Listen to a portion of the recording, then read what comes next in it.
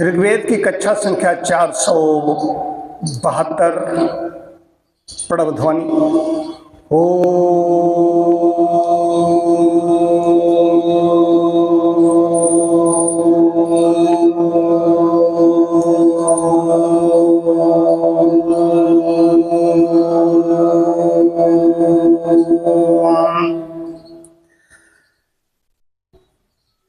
अष्टमम मंडलम का 28वां सूक्त चल रहा है। दूसरा मंत्र पढ़ूं उससे पहले प्रथम मंत्र का भावार्थ आपको बताऊंगा और उसके बाद में इसकी विवेचना करूंगा। ओम ये त्रिंशतित्रस्परो देवासो बधिरासदन विदन है दितासनन। यज्ञ में 33 देव आकर बैठे और वे यज्ञकर्ता को अभ्युदय और निःश्रेयस की सिद्धि करने वाले ऐश्वर्य को प्रदान करें। अब देखने के लिए तो है कि डेडलाइन है इसमें, लेकिन इतनी बड़ी चीज है कि इस पर महीनों व्याख्यान दिया जा सकता है। विद्वान लोगों की बात कर रहा हूँ, वो लोग इस पर महीनों इस पर बोल सकते हैं। अब यज्ञ करने का मतलब यह नहीं कि बहुत बड़े याज्ञिक हो गए। अब इसमें क्या है कि कल क्यों चर्चा शुरू हो गई थी, 2 सदस्यों ने 33 करोड़ बताया।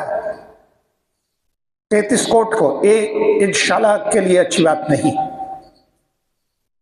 यज्ञशाला के सदस्यों के द्वारा भी प्रमाणिक बात जानी चाहिए, वैसा नहीं। पहले भी बताया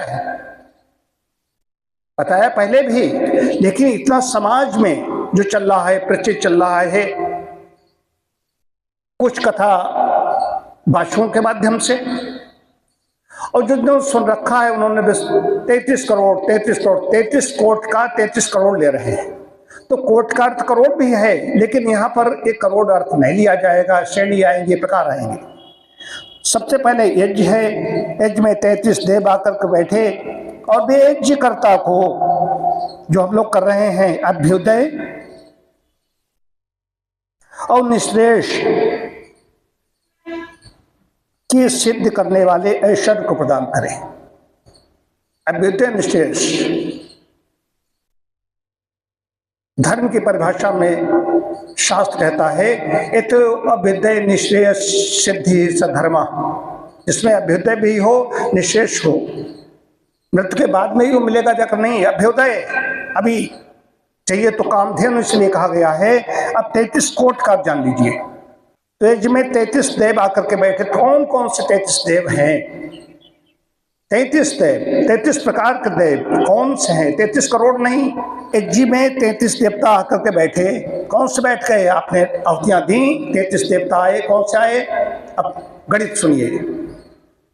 8 तुम्हारे जो जहां हम बस सकते हैं, जहां हम निवास कर सकते हैं, जो उसमें हमारे लिए देवता मतलब जो देता है, कई तरीके जो हमें देते हैं। उसमें 4 प्रकार के गुण बताए गए हैं।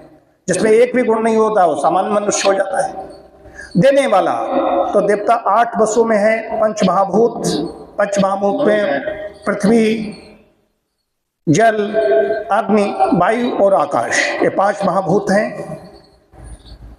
3 बचे। 3 में है सूर्य, चंद्र और नक्षत्र। कि सूर्य का, चंद्र का प्रकाश है, नक्षत्रों का प्रकाश है।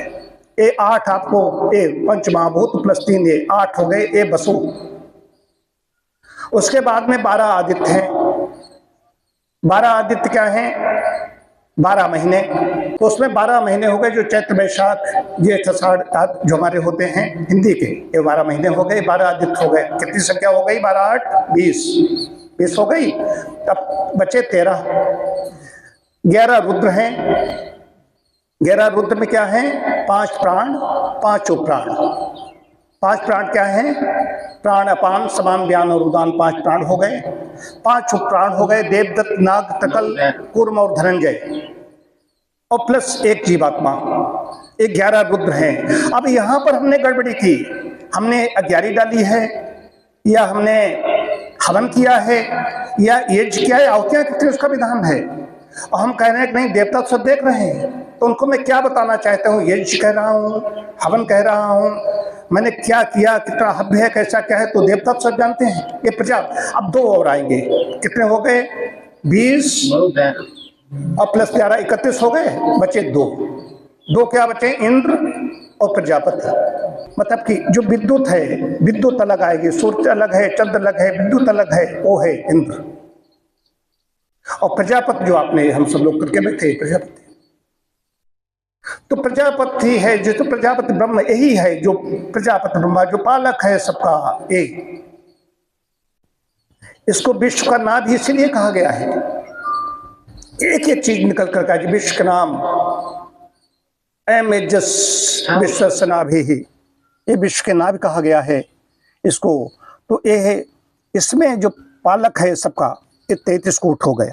अब क्या होगा, आगे बढ़ते हैं। 33 कोट के देवता हैं जो यज्ञकर्ता को अभ्युदय और निश्रेयस देते हैं। अभ्युदय, इस संसार में भी हमें सब कुछ मिलेगा और उसके बाद में भी हमें मोक्ष जिसको चाहिए वो मिलेगा। ऐश्वर्य प्रदान करें, ये इस मंत्र का ये भावार्थ है। इसका और भी कर सकता हूँ, जो वीडियो लग जाएगा तो फिर संक्षिप्त एक बार कह दूँ।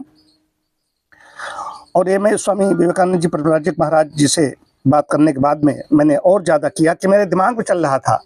तो बाकी जड़ देव हैं, अग्निदेव जड़ हैं, जलदेव हैं जड़ हैं, पृथ्वी है, जितने जड़ हैं, सूर्य चंद्र सब जड़ देव हैं, शिव जीवात्मा उसमें चेतन है। अब इसमें एक बहुत बड़ी बात बतानी है, इसमें कर रहे हैं तो रुद्र क्या करते हैं, वसु दिए, 8 वसु हो गए, 12 मास हो गए। मास क्या कर रहे हैं, 12 मास क्या कर रहे हैं, जो भी हमें संवत्सर अभी देने जा रहे हैं, मास के द्वारा है। मासों में विभूतियां भी बताई गई हैं अपनी, मार्गशीर्ष को सर्वोत्तम कहा है, कृष्ण ने भी अपनी विभूतियों में बताया है। और जितनी बसंत ऋतु है, ऋतुएं जितनी पतझड़ है, बसंत है, वर्षा है, सर्दी है, ग्रीष्म है, हेमंत है, जितनी अवधियां सब इन मासों में ही है। हमें कई चीजें इन ऋतुओं के हिसाब से मिलती हैं, खाने के लिए मिलती हैं, ये मासों जो मास में देते हैं। इसके अलावा अतिरिक्त आगे 11 रुद्र क्या करते हैं, रुद्र ही जब ये प्राण निकल गए, कहते प्राणांत हो गया और आत्मा भी गई, उसके साथ प्राण भी गए, तो जब 11 रुद्र निकल जाते हैं लोगों को रुलाते हैं और हमें भी कई बार रुलाते हैं।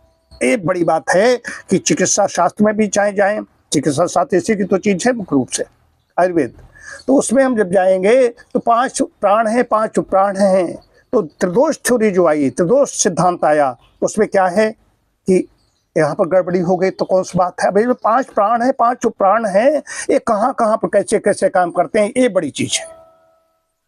तो जहां बुद्धि गड़बड़ाई, मन गड़बड़ाया, मॉडर्न मेडिसिन में डॉक्टर साइकोसोमेटिक बोल रहे हैं, नहीं बोल रहे हैं, मनोदैहिक रोग बोल रहे हैं, नहीं बोल रहे हैं, मन गड़बड़ाया, बुद्धि गड़बड़ाई, बात गड़बड़ा जाएगा, प्राण गड़बड़ा जाएंगे, वो अस्थिर हो जाएगा, उसका हाव भाव दिखने लगेगा, क्रियाकलाप उस पता चलेगा क्या बोल रहा है, क्या कर रहा है, कैसे क्या कर रहा है। तो रुद्र उस व्यक्ति को स्वयं अंदर रुला रहे हैं, फिर रुलाने लगते हैं। इतने कहते हैं ये आत्मा का अपराधी है, अंदर तड़प रहा है, अंदर छटपटा रहा है, ये होने लगता है। तो हमारा एक एक कदम सदा हुआ होना चाहिए कि आंख बंद करें तो आनंद आना चाहिए।